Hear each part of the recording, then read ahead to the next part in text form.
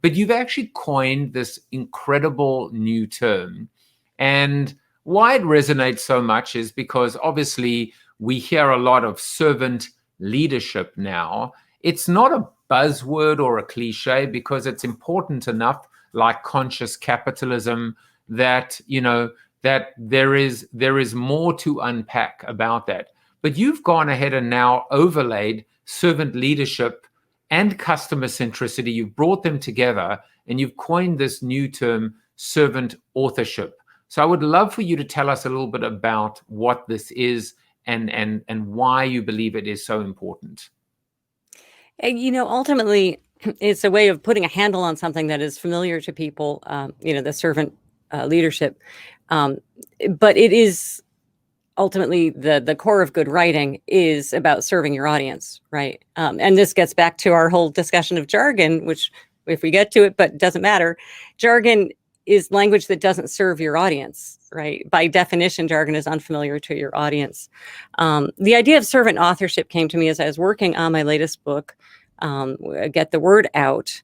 And I took a lot of runs at it. I wasn't sure what the theme was. And then the pandemic came upon us and I thought, I really want to get this book out to serve the people who are going to find use from it. And I thought, wait, that's really the guiding thing for authors, for writers at every stage of the process. When we're planning what we're writing, when we're revising, when we're sharing the word and trying to connect it with people.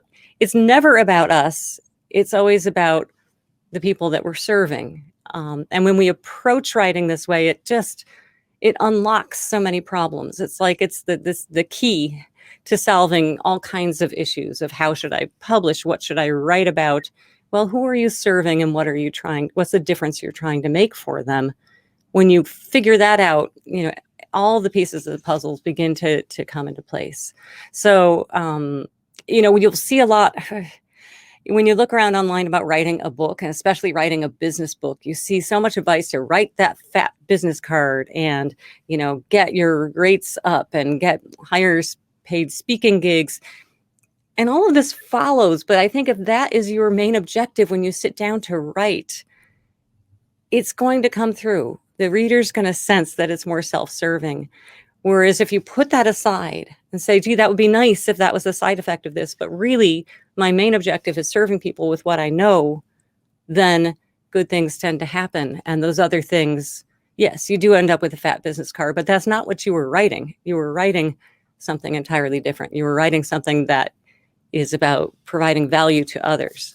I want to test the tires on this for a second and play a little bit of devil's advocate. So first of all, let me ask the question and maybe state, in the red corner, right? Red versus blue, if this was a boxing match. But in the red corner is this premise that when you are not a servant author or not practicing servant authorship, you are in fact indulgent. There is an indulgence. So the word that just popped into my mind was indulgence.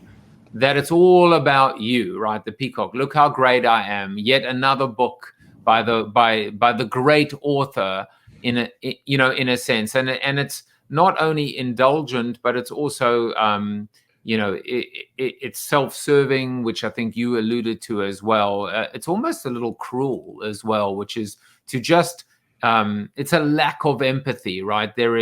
You're not putting yourself in the shoes of your audience. But on the flip side, for the blood and the sweat and the effort and the toil from an author that writes this book, that publishes or self-publishes the book, that pays for the book, 75,000 words of jargon, that come out.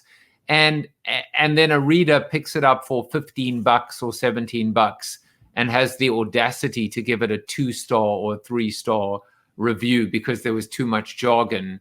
It almost seems unfair that too much power maybe sits in the hands of the reader.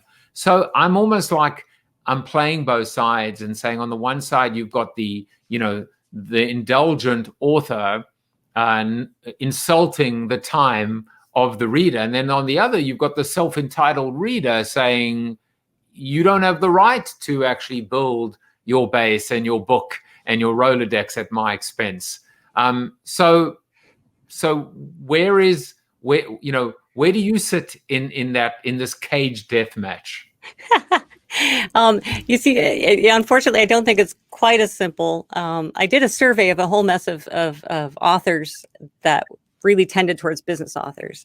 And I asked people about, their motivations for writing. And what happens is, as you know, Joseph, as you've written books, you don't just have the one motivation. Every now and then you will find a book where you're just like, wow, this person really was just writing to try to get clients. And that's really not worth my time. And, but we have a lot of motivations, right? We have multiples of them.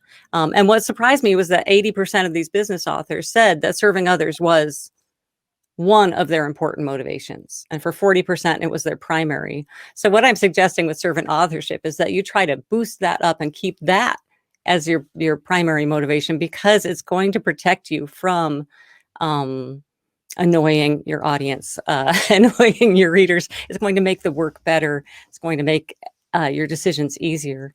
How do you, the reader owes us nothing. The reader owes us nothing. It's that, their time, our time on this earth is limited. And when you hand someone a book, you're saying, here, I want you to spend 3, 4, 5, 6 hours of your time with this. That's an ask. That's an ask. So that's why I think we need to try to put ourselves in the reader's perspective, try to take their perspective. You mentioned the word empathy, and yeah, absolutely. At least cognitive empathy or perspective taking is really critical here to being a good writer, a good communicator. Because, I could write the most beautiful words in the world, but if they don't land with anyone, I'm not an effective communicator, right?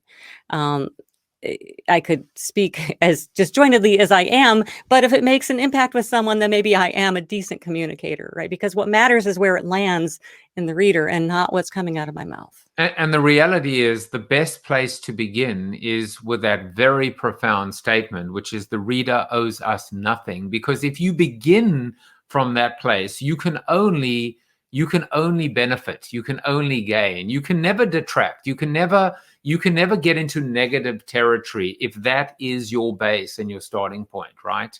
Right. And so we owe it to them to keep them engaged, to make them curious, to bring them along, if we're using terms that are unfamiliar, to make them familiar and comfortable so that they feel like they're part of it. We owe it to them to constantly be serving what they need. And like I said, just not take any of their attention or focus or mental processing, for granted.